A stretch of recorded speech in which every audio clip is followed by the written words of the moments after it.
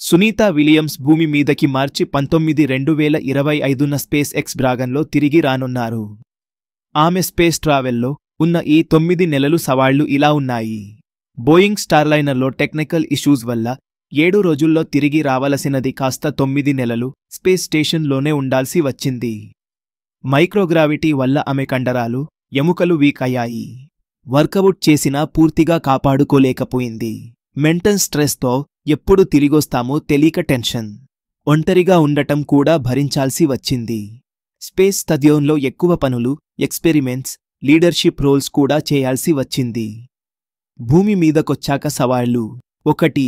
Gravity adjustment. Baby foot. అంతరిక్షంలో గురుత్వాకర్షణ లేకపోవడంతో పాదాల చర్మం మృదువుగా మారుతుంది. భూమిపై తిరిగి వచ్చిన తర్వాత నడవడం కష్టంగా మారుతుంది. చిన్న పిల్లలకు నడక నేర్పించే మాదిరి ఈమెకు కూడా నడక నేర్పాల్సి వస్తుంది. 2. ఎముకల సాంద్రత తగ్గడం.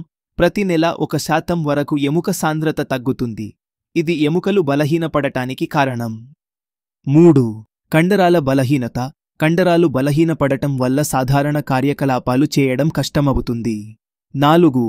గుండె సంబంధిత సమస్యలు. గుండె పనితీరులో మార్పులు.